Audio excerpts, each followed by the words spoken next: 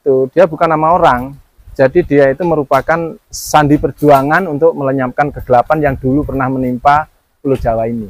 Ya masa itu, pada saat zaman Erlangga dulu kan ada huru hara dari Nyai Calon Arang dulu.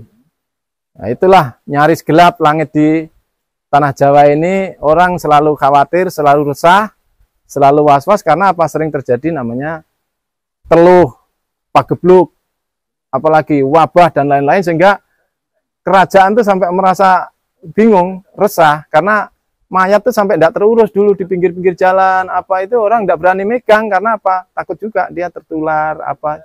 Akhirnya ada tandingannya namanya Empu Baradah itu. Setelah Nyai Calon Arang bisa dikalahkan, untuk membersihkan aura spiritualnya, dipasanglah tumbal, supaya nggak muncul lagi dan bisa lerem selamanya gitu.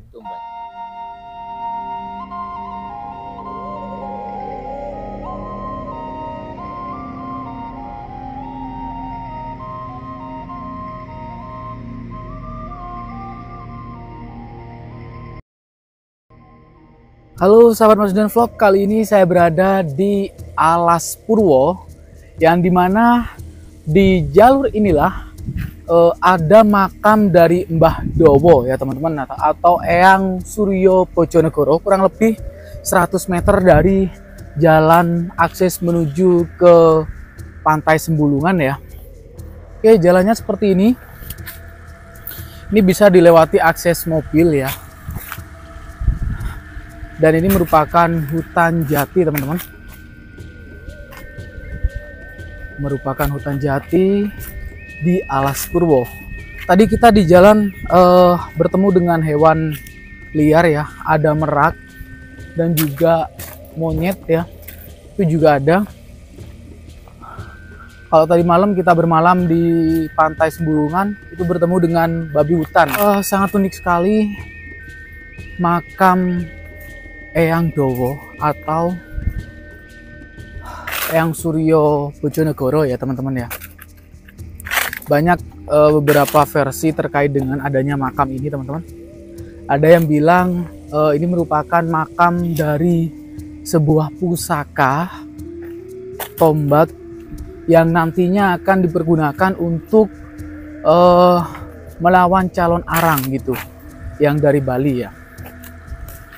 Oke, seperti ini suasananya cukup ngena banget, hening ya, sepi, dan di depan sana ada warung ya. Oh, ini kayaknya sudah sampai teman-teman di makam Eyang Dowo ya.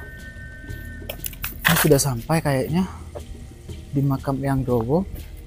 Nah, ini sudah terkenal di beberapa daerah gitu, makam Eyang Dowo. Nah, di sini ada keterangan terkait dari makam ini. BKPH Belambangan, RPH Kedung Gebang. Dan seperti ini lokasinya. Sangat dekat sekali dengan jalan sebelah sana ya. Nah, seperti ini teman-teman. Yuk kita masuk.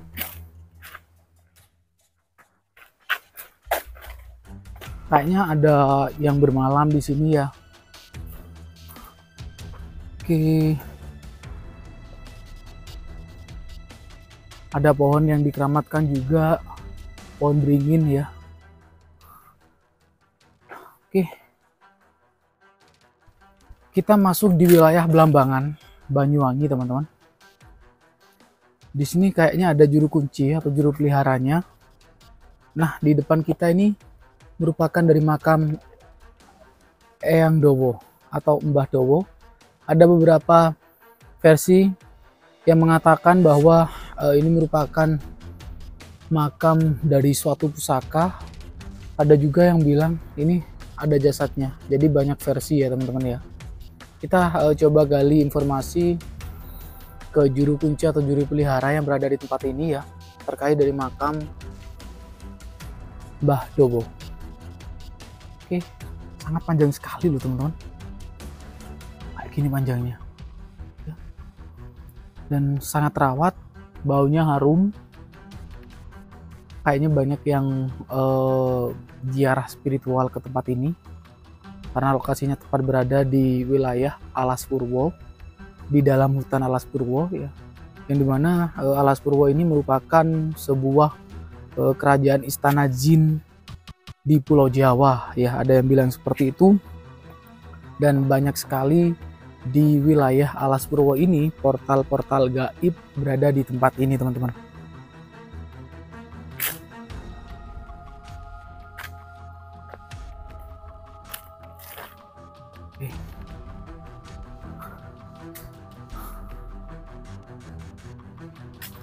Oke, seperti ini ya keberadaannya. Buat pengunjung yang penasaran dengan tempat ini, bisa searching di Google Map makam Eyang Dowo yang berada di Alas Purwo. Oke, nanti kita minta keterangan kepada juru kunci, teman-teman ya. Assalamualaikum Pak Rahayu. Oh, waalaikumsalam Rahayu. Saya Pak Ponirin. Orang-orang manggil saya Mbah Rin. Ya. Saya di sini sebagai pengurus atau penjaga yang ada di sini. Karena Berapa tahun Pak? sudah ada 8 tahun saya. Ya. Dari turun temurun kan? Bukan, saya ini sebetulnya berasal dari Ngawi. Lantaran saya ini sudah lama di Alas Purwo. Di Alas Purwo sekarang menjadi wisata, saya agak menepi. Saya tinggal di Mbah Dowo sini, dan masyarakat Kutorjo itu semua sudah mengenal saya dan menyetujui kalau saya itu ngurus yang ada di Mbah Dowo sini. Seperti itu. Perihal dengan makam Dowo, Ya. Mbah Dowo begitu Pak ya? Ya. Siapa Mbah Dowo? Mbah Dowo itu yang Suryo Bojonegoro itu sebetulnya bukan manusia dan atau bukan orang. Dia itu sebuah pusaka yang wujudnya tombak Dowo, tombak panjang, atau disebut oleh orang sini itu Mbah Dowo. Seperti itu. Untuk keterangan tersebut berasal dari sumber primerkah atau turun temurun? Ya, kalau keterangan itu dulu hanya berdasarkan pituture para sepuh. Pituture para sepuh itu ucapannya orang tua turun temurun. Jadi di sini itu bersemayamlah namanya tombak panjang atau Mbah Dowo itu sendiri. Nah, dia punya nama lain atau dalam kurungnya itu Suryo Bojonegoro, seperti itu. Ya. Nama Suryo Bojonegoronya itu tadi diambil dari nama tombaknya atau dari hal yang lain? Kalau nama Suryo Bojonegoro sendiri itu berdasarkan pengalaman pribadi saya, dan orang lain juga punya pengalaman seperti itu. Dia bukan nama orang, jadi dia itu merupakan sandi perjuangan untuk melenyapkan kegelapan yang dulu pernah menimpa Pulau Jawa ini. Sandi perjuangan. Ya, itu di masa eranya dulu kerajaan Kauripan, pas rajanya Erlangga dulu. Jadi ini sudah lama sekali, sudah tua sekali kalau berdasarkan umur tahun, ya kan. Nah, Erlangga itu kan sekitar tahun 1100 ya. Nah, dia masa itu, pada saat zaman Erlangga dulu kan ada huru hara dari Nyai Calon Arang dulu. Nah, itulah nyaris gelap langit di tanah Jawa ini, orang selalu khawatir, selalu resah, selalu was-was karena apa? Sering terjadi namanya teluh, pagebluk, apalagi wabah dan lain-lain, sehingga kerajaan tuh sampai merasa bingung, resah, karena mayat tuh sampai tidak terurus dulu di pinggir-pinggir jalan, apa itu orang tidak berani megang, karena apa? Takut juga dia tertular, apa. Akhirnya ada tandingannya namanya Empu Barada itu. Setelah Nyai Calon Arang bisa dikalahkan, untuk membersihkan aura spiritualnya, dipasanglah tumbal, supaya nggak muncul lagi dan bisa lerem selamanya gitu. Tumbanya adalah ini, tombak Dowo alias Mbah Dowo ini. Kenapa Suryo Bojonegoro itu adalah sandinya? Karena Suryo itu merupakan penerang, Bojo itu memang ditumbalkan untuk negoro gitu. Makanya Suryo Bojonegoro. Tidak ada kaitannya dengan wilayah Bojonegoro. Bukan, tidak ada. Karena ini Banyuwangi kok jauh banget. Ya, dan ini kan nggak satu-satunya, Mas. Ini ada di 3 tempat, karena tombak satu itu memang sengaja dipatahkan menjadi 3. Untuk rata-ratanya tanah Jawa ini, yang satu memang di sini, yang kedua ada di Gunung Tidar, di sana namanya Pusoko Sepanjang, sama begini, sekitar 7 meter juga, tapi namanya Pusoko Sepanjang, dalam kurungnya atau aliasnya sama, Suryo Bojonegoro juga. Lah yang lain tuh yang ada di Taman Nasional Ujung Kulon, di sana itu ada sebuah makam namanya Sang Hyang Sirah. Ada di gua itu, Gua Sirah namanya. Di situ ada Sang Hyang Sirahnya. Itu sebetulnya hulunya atau gagangnya. Artinya memang ditumbalkan atau dimakamkan di 3 titik. Di 3 titik yang sudah dipilih oleh Empu Barada. Namanya Suryo Bojonegoro. Pak, perihal dengan Mbah Dowo yang katakan dimakamkan ataupun tombak tadi begitu berada di alas purba. Ya. Ada sesuatu yang di luar nalar nggak tentang kejadian di sini? Kalau sesuatu di luar nalar itu ya juga sering dialami oleh orang-orang sebagai pendatang atau tamu. Yang paling sering itu ya hanya melihat sinar. Ya kalau masalah penampakan gitu ya masing-masing orang sudah sering melihat. Ya seperti itu. Tapi saya sendiri sesekali aja. Apa itu, Pak? Satu contoh. Kalau saya yang jelas saya lihat itu dulu itu manusia asap, Mas. Jadi dulu itu ada tunggulnya tuh. Tuh, tunggul yang dekat pohon sawu kecil tuh. Itu dulu kan pohon saman. Bukan, itu pohon saman besar dulu. Saking aja saya nggak suka, akhirnya saya tebang itu. Tapi ya tangannya ya Pak Mandor-Mandor kan. Pada saat itu masih eksis besar. Nah, pada sekitar jam 4 sore itu kan saya duduknya di gubuk saya sana. Ya kan? Melihat sini tuh ada asap keluar. Dia datang ke arah makam sini. Tapi ini ya bentuknya manusia. Jadi gaya banget dia. Masih siang loh ini, sekitar jam 4 loh. Dia jalan makin lama saya makin penasaran dulu. Ini asap ini kok bentuknya aneh begini, terus asap apa kan? Kita nggak lagi bakar-bakar kan? Nggak lagi merokok juga, orang saya berhenti merokok.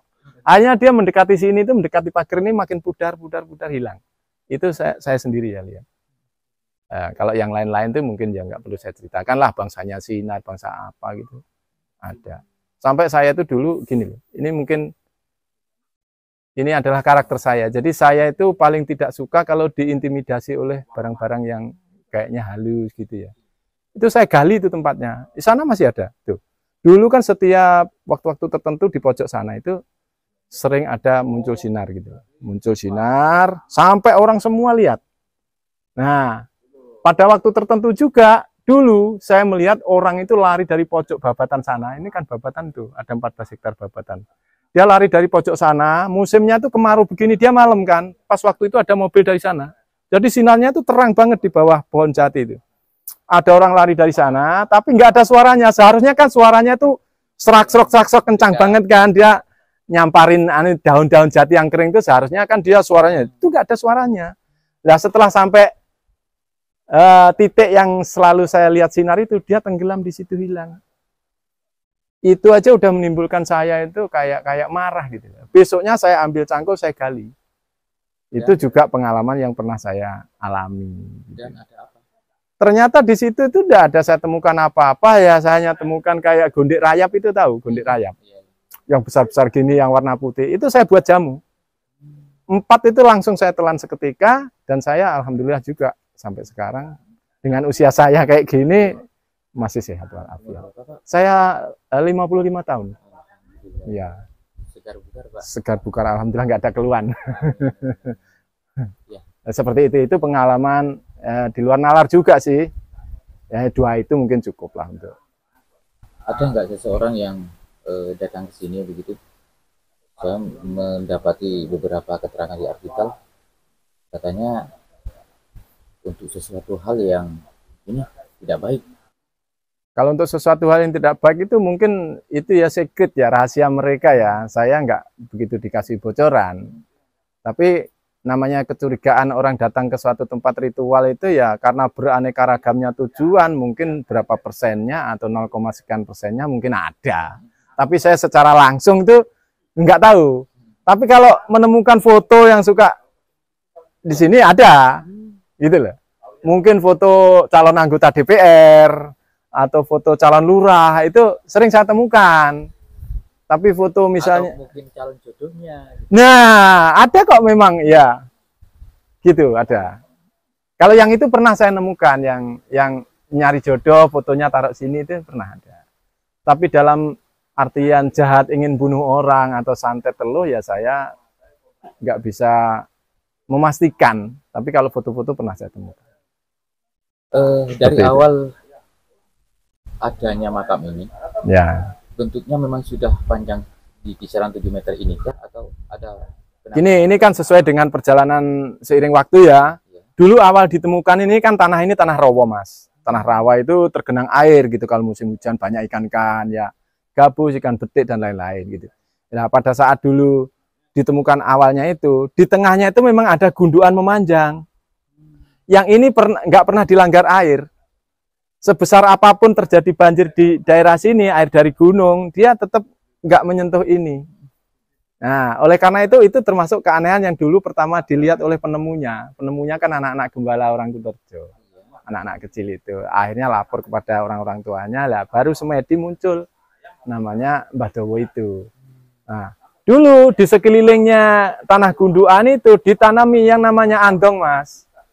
Andong itu loh, pohon yang merah-merah itu loh, yang daunnya merah itu. Tapi dulu yang warnanya hijau, dulu belum dikenal andong warna merah. Andong hijau itu kayak ada yang di sumur itu yang warna hijau. Nah, seiring berjalannya waktu, kan andong itu kecil-kecil juga ribet, Mas. Ribet artinya itu dia kan rapet nanemnya. Akhirnya diberi tanda lagi oleh orang berikutnya, pohon jarak, Mas. Ini pohon jaraknya itu. Dan ini pohon jaraknya itu. Sebetulnya asli arah gundukannya itu antara pohon jarak ini dengan pohon jarak itu. Ya, karena ini dulu waktu membuat judul situs ini orang kebingungan membuat judul, dan masyarakat pada saat itu cenderung kepada namanya penemuan itu pasti judulnya kalau enggak dulu kata-kata situs belum ada loh.